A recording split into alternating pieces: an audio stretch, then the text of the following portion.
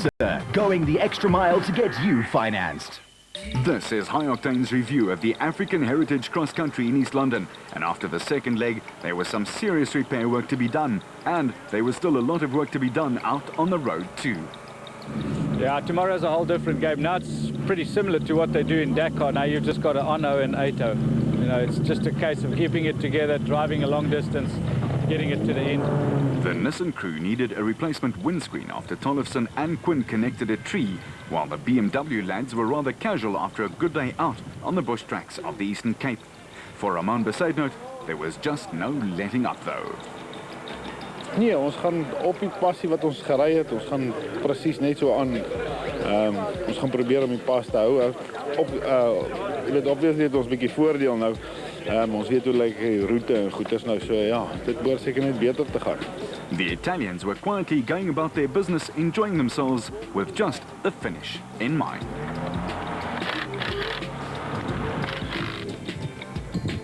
While the Rubicon camp had the whites well placed in their bat, still David didn't quite know why he'd got out of bed that morning.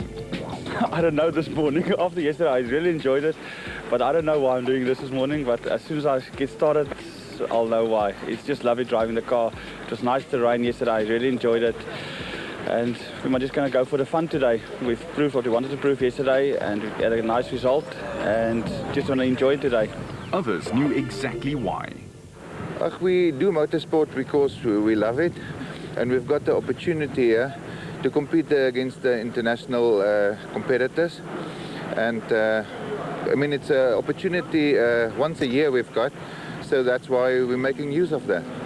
Tollefson and Evans were certainly taking advantage of it and were completely in control with 2 more days and more than 800 k's to go.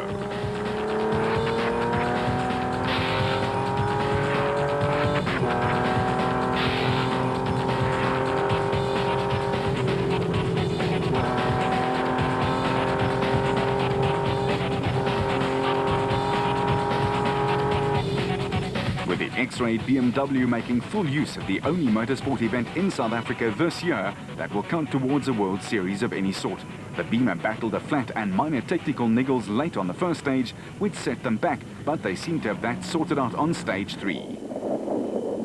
The Italians were still doing what they did from the word go and were solidly batting away, going at a steady, if unspectacular clip.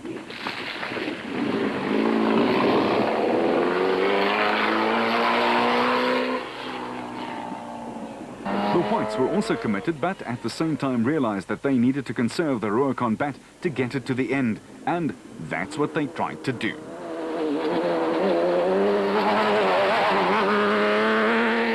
The Zermattens, meanwhile, having finished 10th overall and winning Class D in the Amatole 500, ran into mechanical failure and had to call it quits.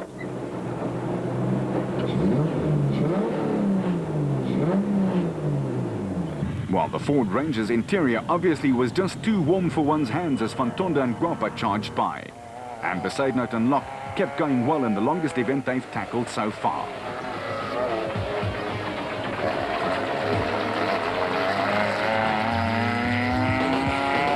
At DSP, the locals were watching in awe as mechanics and drivers went at it in 15 minutes to get the cars ready for the long haul home. And as each one of the contenders in the 6 different classes came in for service, there was a sigh of relief as the pit crews knew that their charges were okay and that they could still go to work.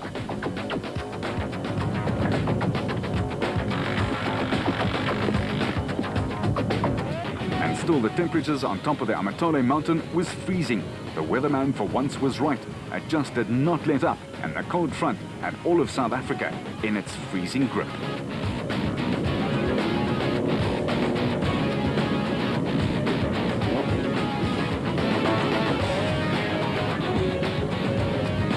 Still, and to a certain degree, it did help that the cars then didn't overheat.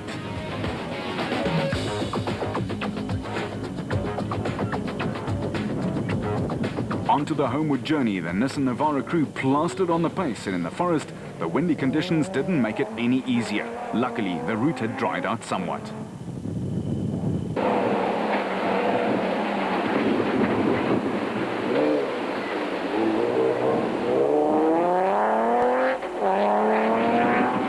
The The 39-year-old Nobre and 30-year-old Palmeiro were combining well in the car, and Nobre was proving that his second place in the 06 Pharaoh Rally in Egypt was no fluke, even though they wrong slotted here.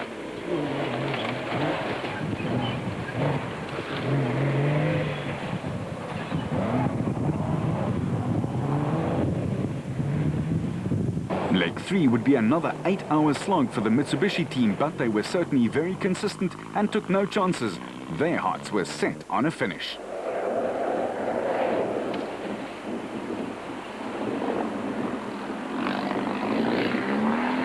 The dust, though, was becoming a factor as things dried out, and that's what Van Tonder and Quapo were finding out. Luckily, they didn't have to contend with too much of it in front of them.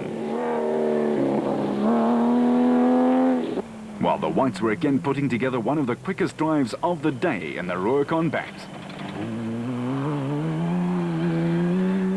David drove solo for a while in last year's ABSA series, but the moment he got his brother into the car, they became championship contenders, and they'll be a force to be reckoned with when the points are tallied up at the end of the 8-race-long series.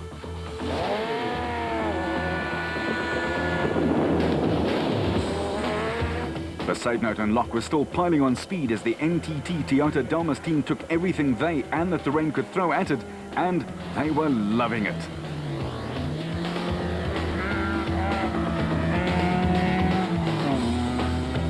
Back at the Fish River Sun, there was happiness for the Nissan crew as they maintained their dominance at the front after a strong drive. But Nobre and Palmeiro, after sorting out the BM, had actually won the stage by 4 seconds, while the Russians could not get the Nissan's drive shaft repaired in time to start.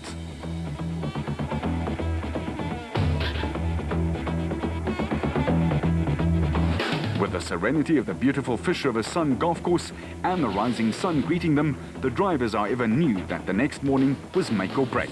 Day 4 and the final day of hard racing dawned crisply and rather coolly, but the men still left standing in the 2007 African Heritage Cross Country would need all their smarts to get it back to the finish line to get the points they needed on the World Series log.